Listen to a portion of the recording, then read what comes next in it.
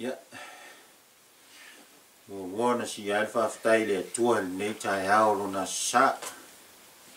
Tatou to e au lia mai foi lona alofa. Nana leo leonga marana puipuinga le nei aso.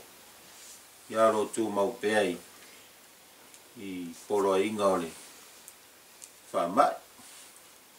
Ole mawhai ai on whatau nuina Sauniga i Malumalu. Ya Tusa ai ole. Whatau nuina o tatou. Taeao ia inga umana. Whai ala Aulotu le itula se fulu taeao le sa. Ole winga vole na ua tatou Aulotu faatasi i luma o le Atua. E lea ia tu faatasi o tatou anganga. Tatou ave tapula'a i le Atua. Si o tatou tapula'a i le Atua, tatou pesia i le pesia se lau iwa sefulu. Le faamaufauga tatalo ina e sila mai ia te matou ai fonei matalo ia te oe ia e sisila ia e sumarona Maliu tinga, ya e awina, ya I matou lauanganga mai luma, ia e fesosoani mai, ia matou talo sangane, ia tonu lava ona fai. Saurava malele, ya sisila ya sumarona, maliu tinga, ya awina ya matou lauanganga mai luma, ya manu ya tele.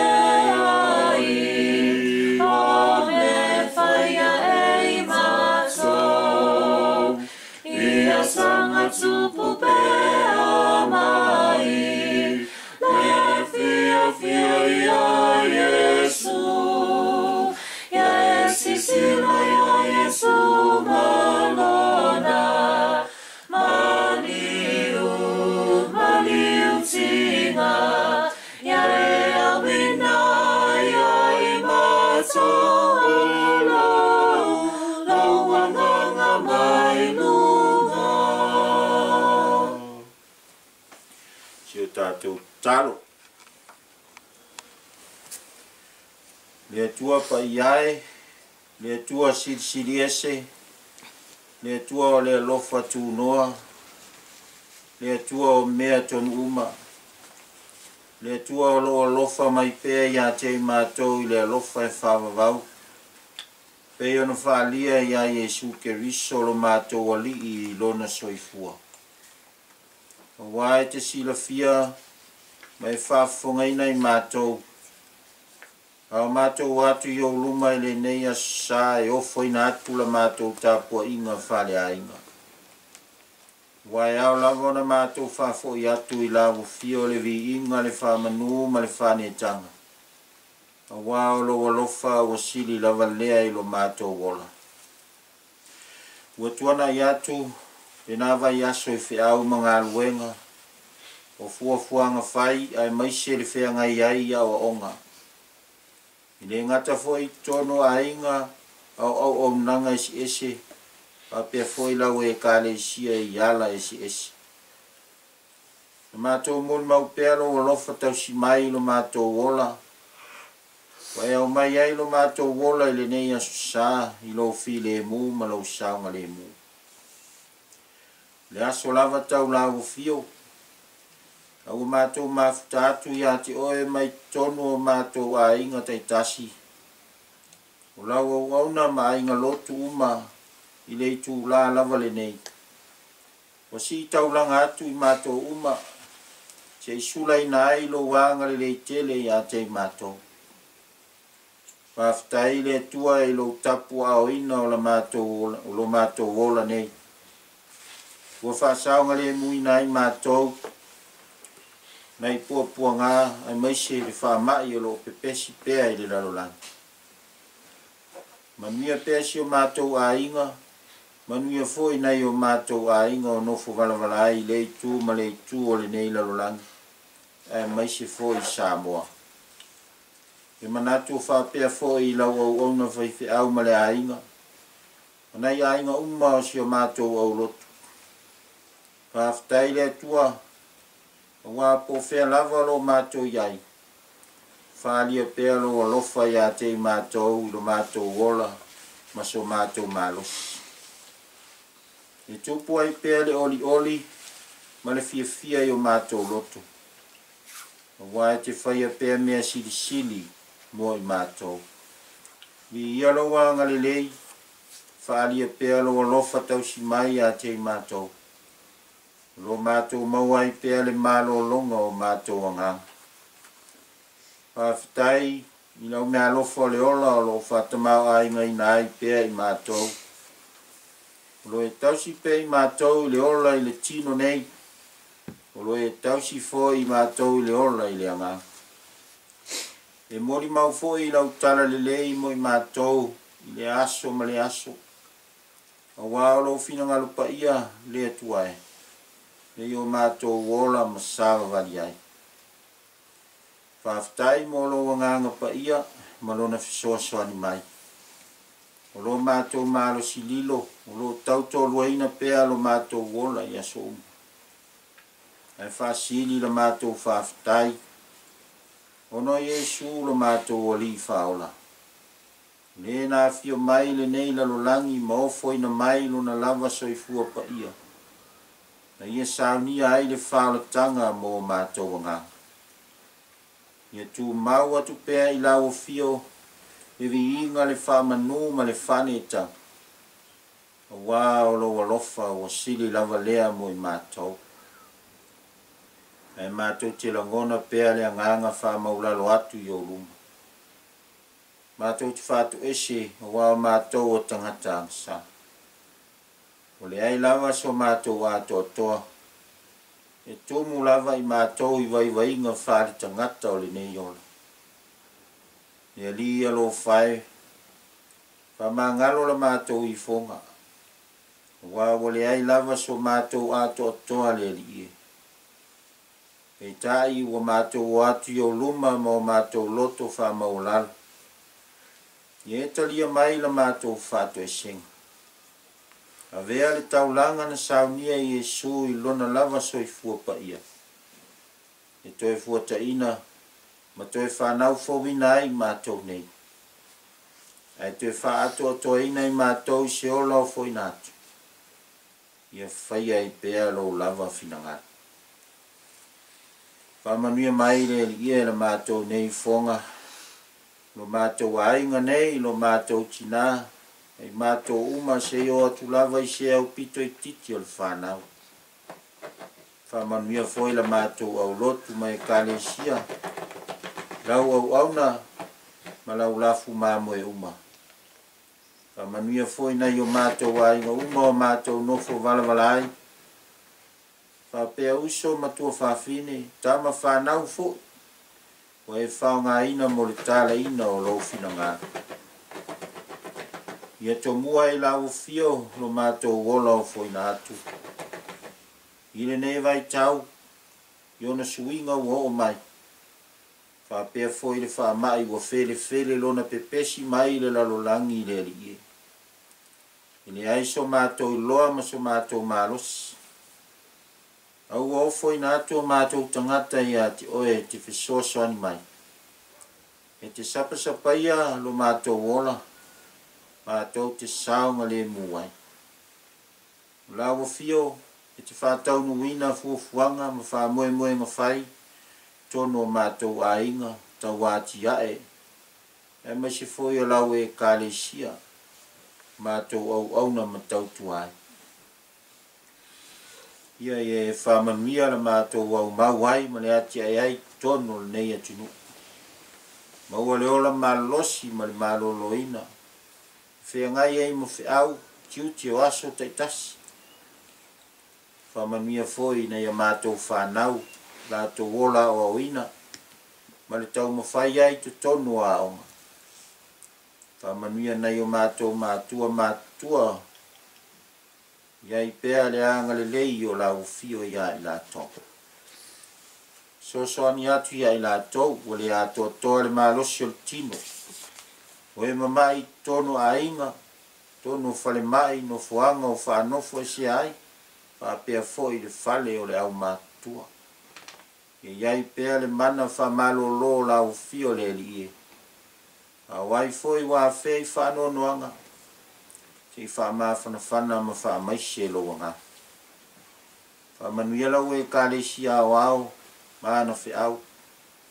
Ai maise ai o tama whanau, kuloa o tauina i le kolisi whawhai whiau. O lau ngā luenga mua taeao, ia whapea o nei whamanuia. Mana tua pea whai ngā mālo le li e pu lea loto e o whai mataitai. Ina ia whai ale ami o tonu. Wa le ola solo le lei ma le ola whealu whani o tangata uma o le nei lalolanga. Manuia i au nanga esi. Wa se manuia lau tele o tangata. Ma le sao ngale mu mai pua ngā e tutupu i lo mātou ola. Le nei foi vaiaso wa matalia. Tau tai pea oe le li e mātou te sao ngale mu ai. Ia nisi o matou tatau. Ai tele pea tatalo le leo o matou loto. Ia whaia pea lo finanga. E matou te fia tatalo pea i le tatalo na eao au mai. Lo matou tamai. Ia pa ia lo swafa. Lo mai lo malo. Ia whaia lo finanga lo lalangi e pea i whaia lang. E fuai mai a te matou le asnei matou me ai tau le as. E whamangalo ia te matou ia matou Sa. E oi matou foi ona matou whamangalo ina atu ie wanga anga mai a te matou. Au foi nei taitaina i matou whasoso. E la vea ia i matou ai lea. Wai o le malo mai. Aso mali inga e faama'i. Amen. Ole, whaitau ina le fionga pa ia le Atua. Pes whaitau ole nei Aso Sa, Tusi le apostolo Paulo. Le Kalatia i Kalatia alona matau koe wha. Mai le foi upu mua e whangata mai le foi upu e sifolu maltas.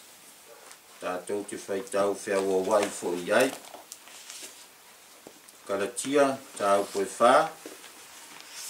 Foi upu mua whangata mai le sifolu maltas. Tātou te whaitau whilafulafua iai. Ie whafonga ia e nisi o awhionga pa ia lo tātou tua. O te whai atu foi. O aso uma o iti ai le suli. E ui lava o ia e ana mea uma. I le aise me ese ai o ia ma le polonga. Ai ule ia te ia whatamā mau auna e pule. Se ia o atu i ona po e atu po ina i le tamā.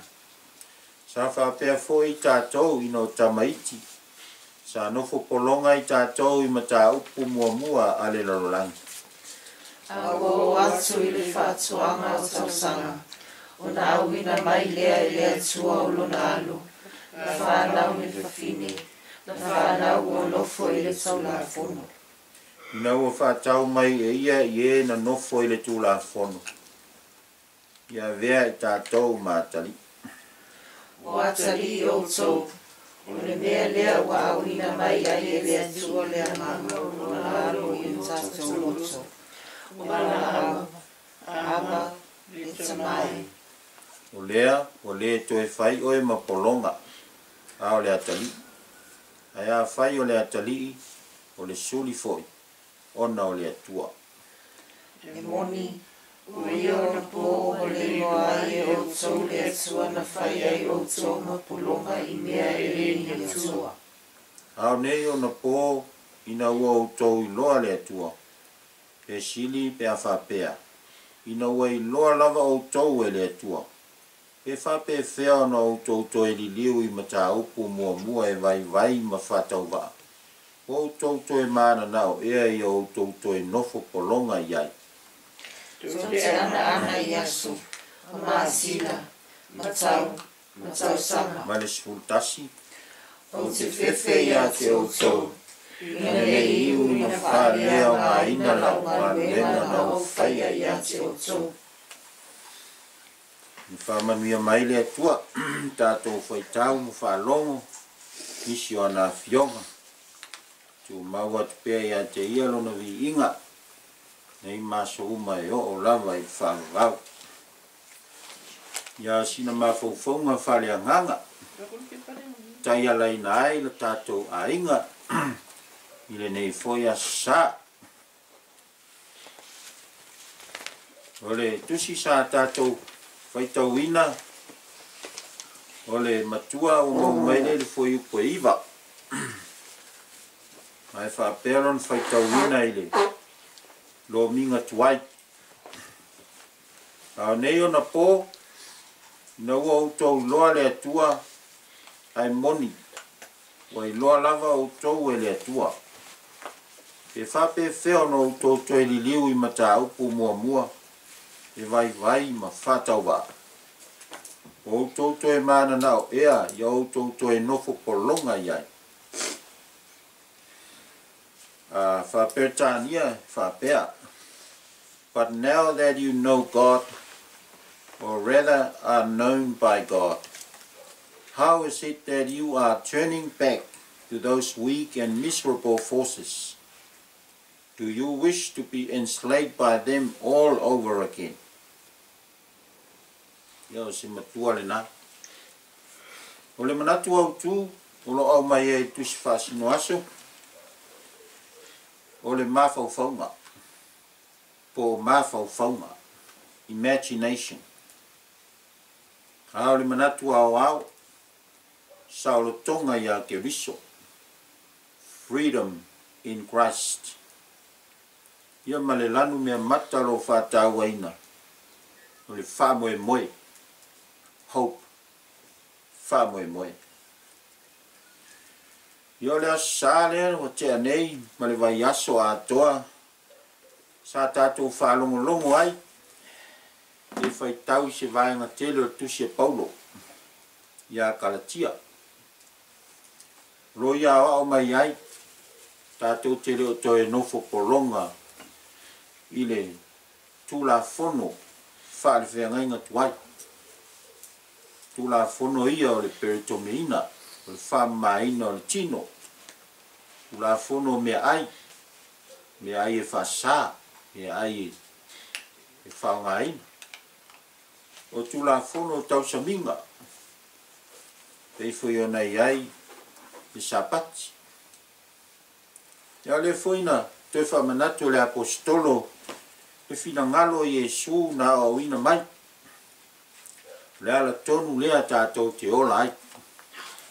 Ko tula fono wha Iesu o le alofa ma le whātua tua ma le ola I le anganga.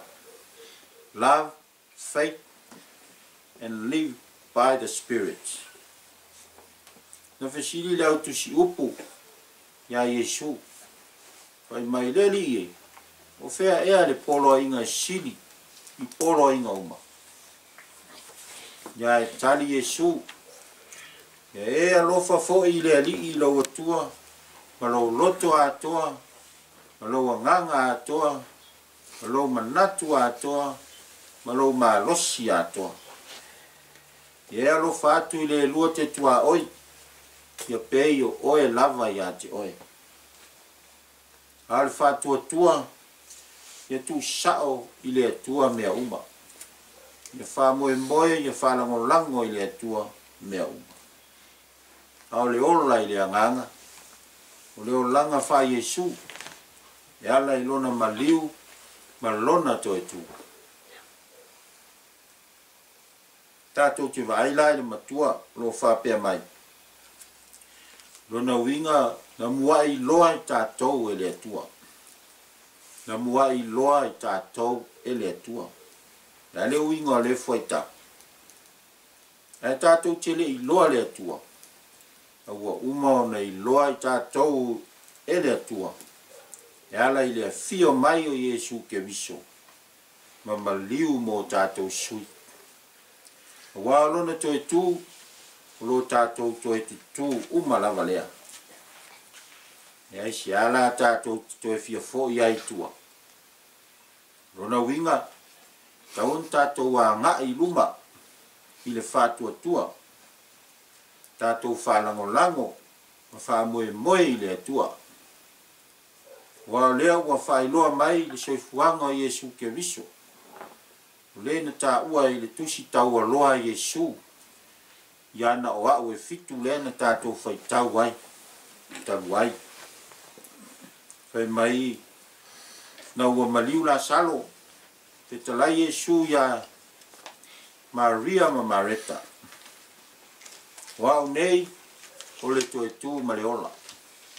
O le whātua tua mai a te au. E ui lava ina oti. Ai ola lava ia. Ia tātou te whioti uma lava. Ai a oti le tangata whātua tua. Le whātua tua ia Yesu toi tu. E ola lava ia. A wāo whaola ina i tātou le toi tu o Yesu. Ai ngā leo le manatu Aulotu. Mafaufauga. Imagination. Lo tali ai le matua. Ai mai se toi va ai. E sa o lau whaiunga o whai. Ngan whaiunga. Toi li liu i le whai utaia. Toi li liu e whai le tū la fon. A wā o leo o wā ili. Tai tasi mai e apostolo Paulo le mafuanga. O lona tusi mai ma whapea mai. Ua o wofo. Ina ua vave ona li liu e se ina o tau. O Mafaufauga. O langona lilo le loto. O na oe lava e te iloa. A wā au whesilia tu nei. Tau mai. O le ale mea leo te Mafaufauga. Ie le ai a se tasi na te iloa. O na o aula. E na oe fo.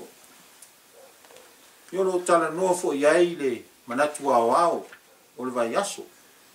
Mai o le saulo tonga ia ke viso.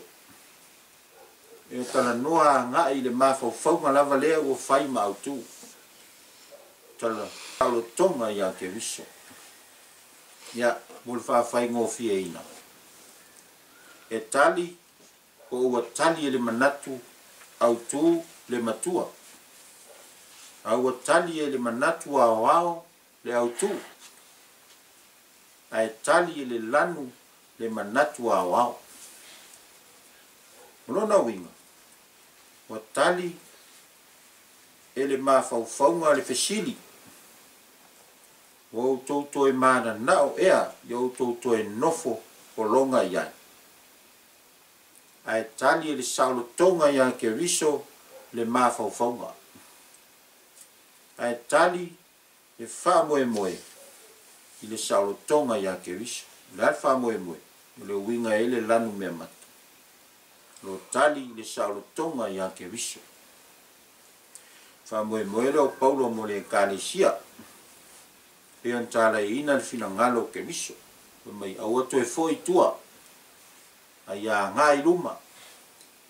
Ia whai fo i lea ma wha moe moe. O le Kalatia le Atua.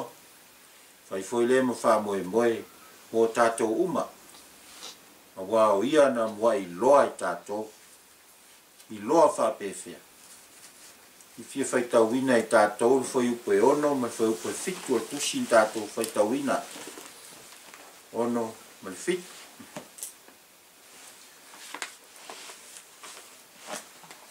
Whai tau. watali o so. Lea wa wina mai ai le atua le amanga o lona alo i o tātou loto. O wala au, awa le tamai.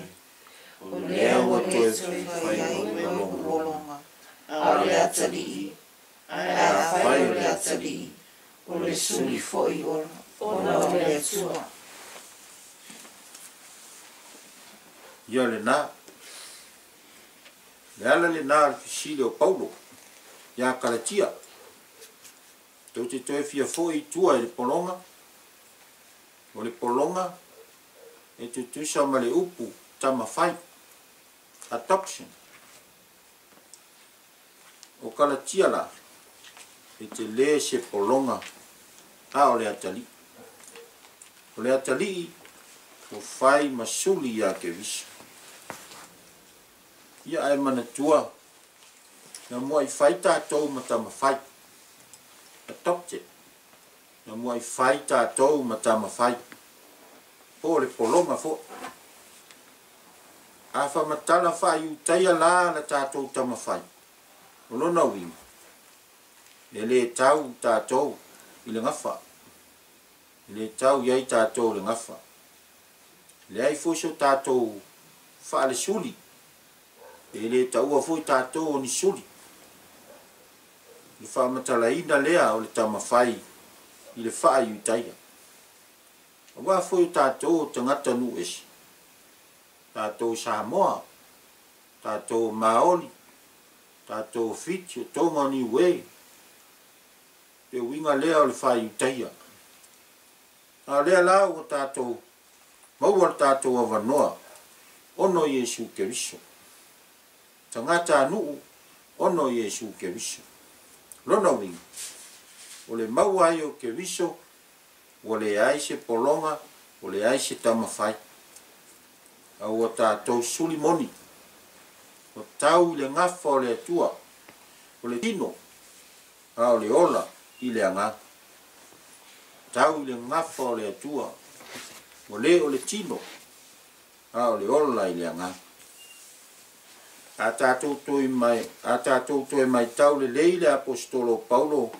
Ma le tala le lei a Yesu ke viso. Sa ia fola ma awao. Fola awao.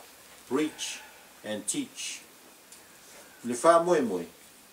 Le wha longo. Ia o ina I le mafaufau. Ma teu le lotu. Ia o ina ai le mafaufau ma teu le lotu. Pei tai o le fui wa Tusi. Pei on tātou whai tau ai. O Tusi. O wha mau. Tusinga. Wa le isi le awala. Ia o ina ai tātou. Tātou mafaufau mo tātou lotu.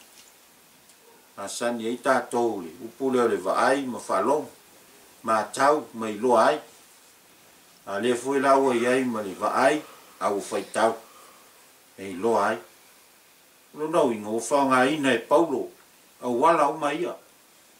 Ina ia tau mai ai le whi au. Masani fo tātou whalongo le upulea. Ia o ngāre vaai. Ia vaai ma mai tau. Ma iloa lea. Ma teu le lotu. Ma iloa na whai. Whalongo foi tātou le upu. Whalongo mausita. Whalongo. Teu le lotu. Whatino. O le usita. E foi le upu e masani ai Samoa. Fa mai e iai le matau. Iai foi le whaitau. Le matau. Ala we iai foi ma le whaitau. I olona win. Wala uma ia o Sauniga le Atua. I mawhaia na o mai le tala le lei, ma tau mai a tātou o tātou o sulimoni lava o le Atua. I la le anga. Ia tātou a inga nei Aso Sa. Wala ni o Mafaufauga o iaine. Ani o tātou Mafaufauga o iaine. O le ngata na i loa I le whalongo. A le foi o e whaitau. Pion tātou whaitau ai le aso ma le aso I la nafio. Ia. E le toe fia foi la I tua. Tātou. Tātou te le tu e fo i tua le pule le tu la fon. A leo tātou sawa vali luma o suli o ke viso. Iai le opu e tūtū talinga le fionga le tua i mātua ma tua ao ma vai e o mai aso nei. E mai ao le tama e tusa mona ala. A o ina matua e le tea ese ai lava. E whangu foi lea mo tātou ainga ma o tau foi whanau. Pe ona whangu mai ai mātua o ma vai atu. Ia o atu. I le tala le lei ia Yesu ke viso. Pe mai e tusa mona ala. Wala. Wala lo fia o ina i tātou. Ia se vai faatala le lei i nei ona poi. Se tātou o langa. E ngata i a tātou a oisi fo. Mai se fo i Samoa.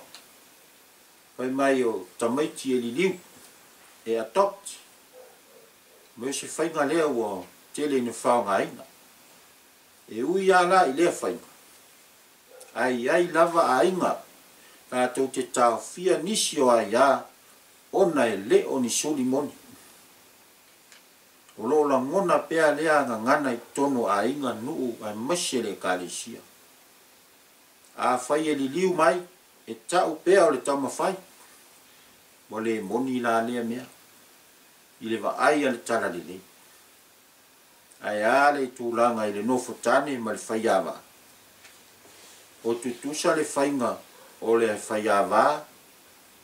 O le nofo tane ma lou lava a tali po loua whawhin. Ia, po lo sawa ina pea na i nofo tane. O whapolonga ina pea na i whaiawa. O na i leo ni suli moni. A tangata esi. I leo se tala le lei lea mea. Te lea i leo sawanga ro te topu i tono a inga. Ona o le maua le ata o le suli moni. I suli moni tono le a inga. Ona o ke viso. Ia e ale Kalatia i le vā ma le au na le atua. Tātou au wai ea i tonu le Kalatia. O tātou o whanau whale anganga. Ale au na le atua. Ia po le whaifi au foi. Po ia o le tamā, po le tina whale anganga, o tangata lava le Aulotu. Ia a whai wai loa i tātou e le atua. Tātou a vea lava lea masuli mon. Tātou saulo tonga le nā. E maua ia ke viso. O lou, ma lou wha moe lea. Whai le nā, ma o tātou Mafaufauga i o tātou Aulotu. O le alofa mai o le atua e ala ia Yesu ke viso. Mo lo tātou ainga, ma lana e Kalatia. A wao Kalatia, o e lea, wao foi lea, Cannons Creek foi lea, o Samoa lea, ma so se tangata talitonu i le atua lea. Amen. Tātou pese le pese se lau valu sifuru ma le lua. Lau valu sifuru ma le lua. Ia vaiaso voli, whawhetai a wina mai. Ua mani e le tatalaina, luma lofa e o lai. Ia whasanga tonu ina, ia whasanga tonu ina. Umaya Yesu, umaya Yesu. Le ua whai le Sauniga, e maua i le whilemu. Whawhetai la Sauniga, ia te maua i selelei. Ia salia le whalenenga, ia ngatai le masese. Ia whasanga tonu ina, ia whasanga tonu ina. Umaya Yesu, umaya Yesu. Le ua whai le Sauniga,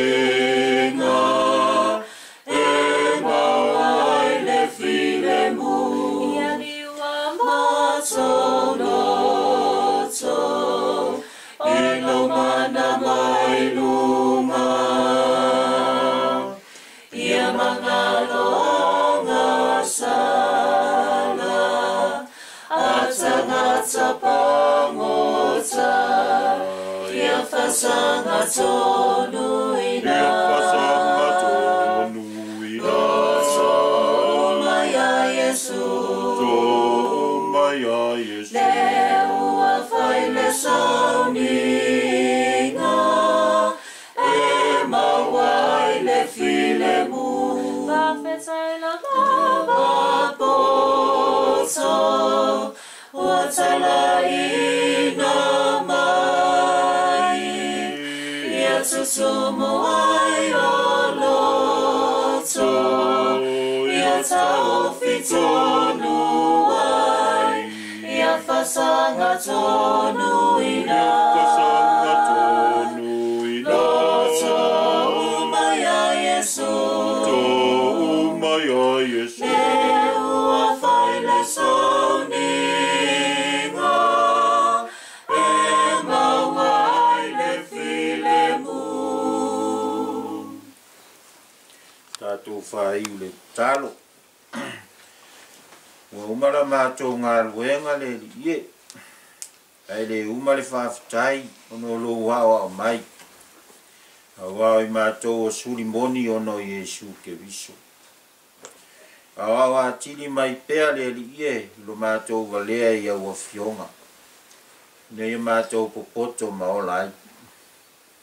Ai tātou malau fio ele nei vaiaso manu ai. Ia lunga o sio mātou nei aiga malau whanau le lalolangi Atua. Le lofa tu noa oe le Atua le tama. Le anga le lei siri ese o Yesu ke riso lo mātou li I malo mātou whaola. I le male mafutanga whai pea malau a fio a nganga pa I ai. I le nei Aso Sa maso malava e o le whaavavau lava. Elo ali o sese Igo langa umane ai fatu ese ya te